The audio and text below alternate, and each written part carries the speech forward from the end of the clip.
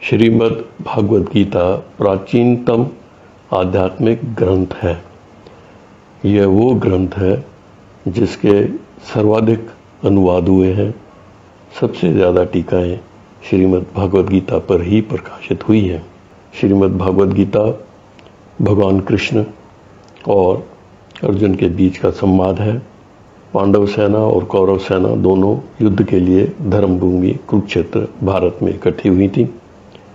युद्ध शुरू होने से पहले जब अर्जुन ने देखा कि दोनों तरफ अपने सगे संबंधी, अपने मित्र, गुरुजन युद्ध के लिए तैयार खड़े हैं, वो मोह वशीभूत होकर भगवान कृष्ण से युद्ध करने के लिए मना कर दिया। भगवान कृष्ण उसको समझाते हैं, शरीर नश्वर है, आत्मा अविनाशी है। हमारे जीवन के समस्त पहलुओं पर भगवान कृष्ण ने अर्जुन को समझाया है और अंततः अर्जुन युद्ध के लिए खड़ा हो जाता है। मुझे लगता है भगवान कृष्ण की मुझ पर असीम कृपा रही है जो मैं श्रीमद् भागवत जी का अनुवाद सिंधी, हिंदी और अंग्रेजी में कर पाया और मेरी पुस्तकें प्रकाशित हुई हैं। मुझे लगता है कि श्रीमद् भागवत जी का ज्ञान हमें सही रास्ता दिखाता है, सुख, समृद्ध और आध्यात्मिक जीवन जीना सिखाता है बिना इस संसार को छोड़े हुए। आज जब हम मूल्यों को भूलकर शारीरिक सुख सुविधाओं के पीछे दौड़ रहे हैं और गलत रास्ते अपना रहे हैं, चरित्र हनन हो रहा है और हम यह भी देख रहे हैं कि संसार परमाणु युद्ध की ओर तेजी से बढ़ रहा है। ऐसे में मुझे लगता है श्रीमद् भागवत जी का ज्ञान समस्त प्राणियों को सही राह दिखाकर सुखी जीवन व्यतीत करना सिखा सकता है। मैं आप सबसे प्रार्थना करूंगा कि हम अपने चिर परिचित, अपने सगे संबंधी मित्रों को श्रीमद् भागवत जी का अध्ययन करने के लिए, ज्ञान ग्रहण करने के लिए प्रेरित करें ताकि वे भी अपना सुखी समृद्ध जीवन जी सकें। धन्यवाद। मैं आपके सामने श्रीमद् भागवत जी का एक एक अध्याय प्रस्तुत कर रहा हूँ। 17वां अध्याय श्रद्धा तिर्य विभाग योग। अर्जुन बोले, हे कृष्ण, जो शास्त्र विधि को त्याग श्रद्धा युक्त देव आदि का पूजन करते हैं वो कैसी स्थिति में होते हैं, सात्विकी, राजसी या तामसी? श्री भगवान बोले, देहधारियों में श्रद्धा केवल स्वभाव से उत्पन्न होती है। श्रद्धा अनेक जन्मों में किए कर्मों के संस्कारों से उत्पन्न होती है। सात्विकी, राजसी तथा तामसी ऐसे 3 प्रकार की ही श्रद्धा होती है। अब तू मुझसे सुन, कौन सी श्रद्धा कैसी होती है। अनंत जन्मों में किए हुए कर्मों से संचित संस्कारों से उत्पन्न हुई श्रद्धा स्वभावजा श्रद्धा कही जाती है। हे भारत, श्रद्धा सभी मनुष्यों की अनेक अंतःकरण के अनुरूप होती है। इसलिए जो पुरुष जैसी श्रद्धा वाला होता है वैसी ही उसकी श्रद्धा होती है। सात्विकी पुरुष सतोगुणी देवताओं को पूजते हैं, राजसी पुरुष रजोगुणी यक्षों को पूजते हैं और तामसी मनुष्य तमोगुणी राक्षसों को तथा अन्य भूत प्रेतों को पूजते हैं।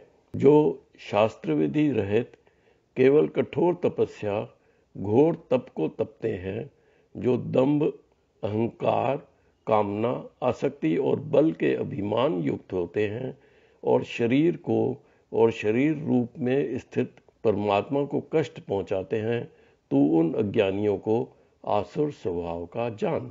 अपनी प्रकृति अनुसार 3 प्रकार के भोजन सबको प्रिय होते हैं और वैसे ही यज्ञ, तप और दान भी 3-3 प्रकार के होते हैं। उनके इस पृथक पृथक भेद को तू मुझसे ध्यान लगाकर सुन।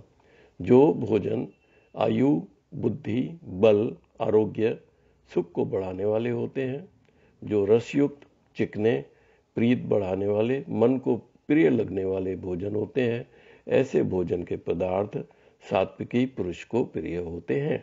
जो कड़वे, खट्टे, लवण युक्त, बहुत गर्म, तीखे, रूखे भोजन होते हैं, वो दाहकारक और दुख, चिंता तथा रोग उत्पन्न करने वाले होते हैं।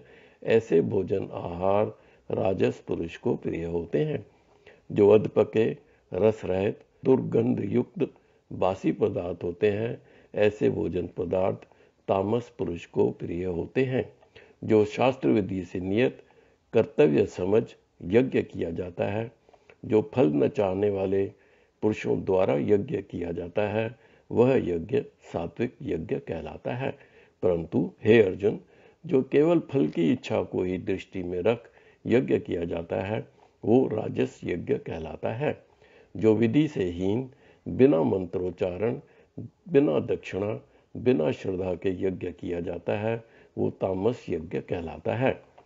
पूजन जो परमेश्वर, ब्राह्मण, माता पिता जैसे गुरुजनों का किया जाता है, और पवित्रता, सरलता, ब्रह्मचर्य और अहिंसा शारीरिक तप कहलाता है।